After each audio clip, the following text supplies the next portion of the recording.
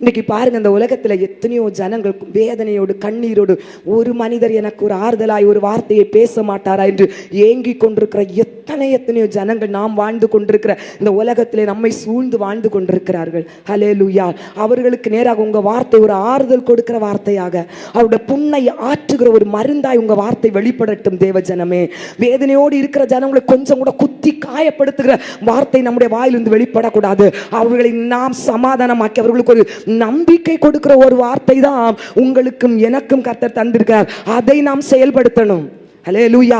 ஒரு வீட்டுல பிரச்சனைனா உங்களை தேடி வரணும், இன்னார கூப்பிட்டு அவங்க வந்து பேசினா என் வீட்டுல ஒரு சமாதானம் உண்டாகும் சொல்லி அந்த இடத்துல உள்ளவங்களுக்கு நம்மளை குறித்த ஒரு நம்பிக்கை வரணும். ஹல்லேலூயா. ஆமென். ஹல்லேலூயா. உங்களுடைய வாயிலிருந்து எப்பவும் நல்ல நீரூற்று வெளிப்படட்டும். ஆமென். அதை நம்ம ஆசீர்வாதமாய் சொந்தப்படுத்த முடியும்.